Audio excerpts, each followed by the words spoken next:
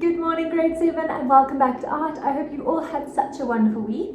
So today we're going to be practicing our hatching and our cross-hatching, our line work. This is usually a collage piece, so we usually would draw our little animals. So let me show you an example. We usually draw our little animals like this on a piece of paper, work on them, and then we'd cut them out and stick them on a piece of paper. For today, you don't have to do that. You can just do everything on one piece of paper, which means you're going to have to draw everything first. Okay, so I'm going to start with drawing my landscape. I'm going to add in my animals, and then I'm going to show you how I want you to do the shading using hatching and cross-hatching and using lines to add detail. Here are some examples of composition if you need some help. This is a step-by-step fox to help you, and this is a step-by-step bear. You're welcome to use these if you'd like.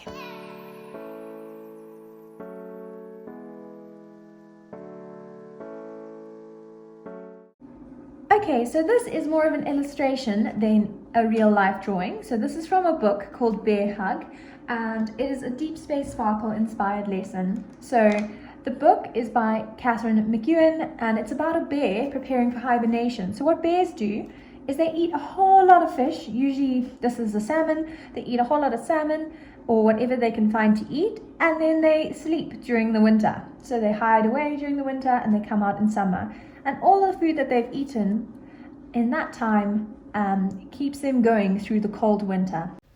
Now we know a little bit about where this artwork comes from.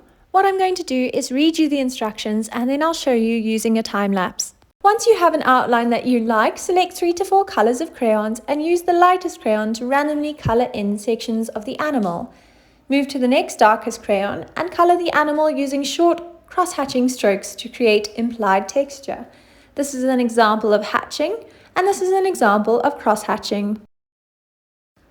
Finish the drawing by using a black crayon. Use short strokes to add fur around the outside or the contour of the body. I'm going to just show you we'll start with brown, and we can just do some hatching. Okay, remember hatching is when we going in one direction like this.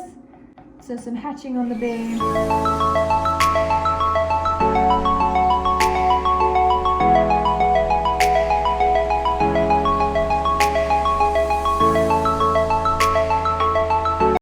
If you don't have paint, then you can leave your bear like this.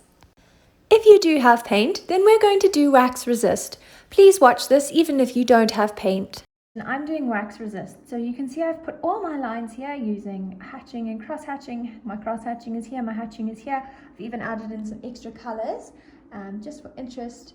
And now I'm going to paint over it. Okay, so I'm going to paint over my bear using like this yellowy color and then a brown.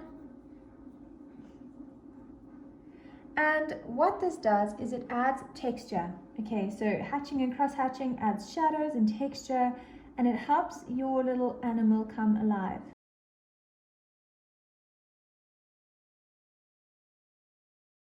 Here we go, I've done one little bear. Now what I'm going to do is I'm going to add in my lines. So you can see I've added in these lines here into the water. I'm going to add in a whole load more lines into my bushes and my trees, adding in the leaves.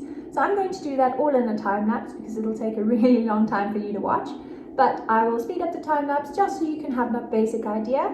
Once I have done that in a time lapse, then I'm going to paint over it and I'll show you the end result. This is a part you can do whether you have paint or not.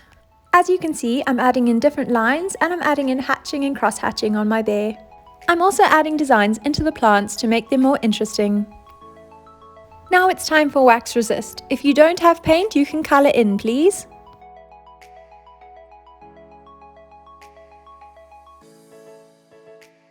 Okay, so here you go. I am going to not hold it up because it's still a little bit wet, but you can see the difference between the oil pastels and the twisty, and you can see how the little designs, even here on the grass where I've just done a little bit of white flicks with an oil pastel, you can see how it comes through and forms this lovely resist. Okay, and there we go. Thank you so much, boys. So this is our picture, and you can see how even the white oil pastel or the white crayon is really effective. And you can see the difference between the different media as well. Let me just hold this properly. You can see the difference between Twisty and oil pastel. Oil pastel is much darker and stronger, whereas Twisty has a nice beautiful light effect. Okay, you see the color, so the difference between the warm colors and the cool colors. This yellow contrasts with the cool colors, stands out a little bit more. It's really cool. And there's no online art next week. On Friday there's going to be no art, so the next time you see me will probably be in person, which is so exciting. So boys, I hope you have a wonderful day. This work is due before Thursday, on Thursday next week, okay? Because there is no online art next week, Friday. All right, boys, have a lovely day, and I hope you enjoyed it. I hope you learned something from it. Even if you don't have paints and things, you can still see the wax resist, and you can still see how when you put the paint over, it shows through. Okay, have a lovely day. Bye bye.